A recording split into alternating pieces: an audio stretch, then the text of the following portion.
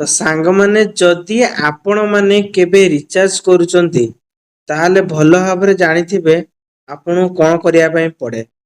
ନା ଆପଣ ଯେତେବେଳେ ରିଚାର୍ଜ କରନ୍ତି ତ ସେତେବେଳେ 399 ଟଙ୍କା ଯଦି ହେଇଥିବ ତାହେଲେ ଆପଣଙ୍କୁ 2 ଟଙ୍କା ଚାର୍ଜ ପଡେ। କିନ୍ତୁ ମୁଁ ଆଜି ଏଇ ଭିଡିଓ ମାଧ୍ୟମରେ ଆପଣ ମାନଙ୍କୁ ଏମିତି ଗୋଟେ କଥା କହିବି ଯଦି ସେଟାକୁ ଆପଣ ଫଲୋ କଲେ ତାହେଲେ ଆପଣ ମାନଙ୍କୁ ଆଉ କିଛି କରିବା ପାଇଁ ପଡିବନି। କାହିଁକି ନା 399 ମାନେ 399 ହିଁ ଆପଣ ମାନଙ୍କୁ ଦବା ପାଇଁ ପଡିବ। କେମିତି? ପ୍ରଥମେ ଆପଣ ଫୋନ ପେ ଖୋଲିଦେଲେ। ଫୋନ ପେ ଖୋଲି ସାରିଲା ପରେ ଏଠି ଆପଣ ମାନଙ୍କୁ 4ଟି ଅପସନ ଦେଇଥିବ। ଯେମିତି କି ଆପଣ ମାନେ ଦେଖୁଛନ୍ତି ଏଠି 4ଟି ଅପସନ ଦେଇଛି। କିନ୍ତୁ ଏଇ ଲାଇନରେ ରିଚାର୍ଜ ବିଲ୍ ଯେ ଲେଖା ହେଇଛି ମୋବାଇଲ ରିଚାର୍ଜ ଏଇ ଯୋଉ ଅପସନ ଟା ବ୍ୟାଟେରୀ ଚାର୍ଜ ଭଳିଆ ଦେଖାଯାଉଛି ସେଇଟାରେ ଆପଣ ମାନେ ରିଚାର୍ଜ କରିବେ। ଏଠି ଆପଣ ମାନଙ୍କୁ ଯେତେ ଟଙ୍କା ରହିଛି ସେତେ ଟଙ୍କା ହିଁ ଖର୍ଚ୍ଚ କରିବେ। ଯେମିତି 299 ଟଙ୍କା 299 ଟଙ୍କା ଆଉ ଏକ୍ସଟ୍ରା ଆପଣ ମାନେ କୌଣସି ଚାର୍ଜ ଦବା ପାଇଁ ପଡିବନି।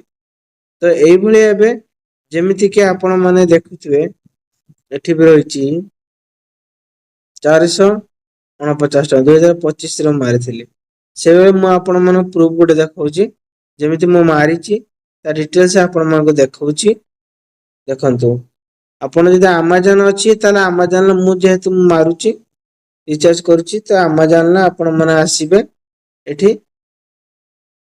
ରିଚାର୍ଜ ଲେଖିଦେବେ ସେଇ ଆପ୍ଲିକେସନ ଆସିବ ଦେଖିବେ। ରିଚାର୍ଜ ଲେଖିଲି ରିଚାର୍ଜ ଲେଖି ସାରିଲା ପରେ ତ ଆପଣ ମାନଙ୍କୁ ମୁଁ ଦେଖ ସେଇ ଆପ୍ଲିକେସନ ବ୍ୟାଟେରୀ ବାଲା ସିଷ୍ଟମ ରହିଛି। ଏଠି ଦେଖନ୍ତୁ ଏଠି ଆପଣ ମାନଙ୍କୁ ବ୍ୟାଟେରୀ ବାଲା ସିଷ୍ଟମ ଦେଖେଇଛି। ଏଠି ଯୋଉ ଆମାଜନରେ ବି ବ୍ୟାଟେରୀ ବାଲା ସିଷ୍ଟମ ମୁଁ ଆକୁ କ୍ଲିକ କରେ। କ୍ଲିକ କରିସାରିଲା ପରେ ତ ଏଇଠି ମୁଁ ରିଚାର୍ଜ ଯୋଉ ରିସେଣ୍ଟଲି ମାରିଛି ତ ଦେଖନ୍ତୁ ଏଇ ନମ୍ବରରେ ଏଇଟା ତ ଅଲରେଡି ସରିବ। ଏଇ ନମ୍ବରରେ ମୁଁ ମାରିଛି ରିସେଣ୍ଟଲି ଦେଖିପାରୁଥିବେ। ଏଟାର ଅଲରେଡି ରିସେଣ୍ଟଲି ମୁଁ ମାରିଛି। ତ ଦେଖିବା ପାଇଁ ହେଲେ ଏଠି ମୁଁ ଆଉ ଗୋଟେ ଦେଖଉଛି ଦେଖନ୍ତୁ। ଏଠି ଆପଣଙ୍କୁ କମିଶନ ମିଳିବ ଯେମିତି କି ଆପଣ ରିଚାର୍ଜ କରିବେ ତ ଏଇଠି ଆପଣଙ୍କୁ କମିଶନ ସବୁ ମିଳିବ। ମୁଁ ଆପଣଙ୍କ ରିଚାର୍ଜ ଯୋଉ ମାରିଛି ତା ପ୍ରମାଣ ଟା ଦେଖେଇ ଦଉଛି।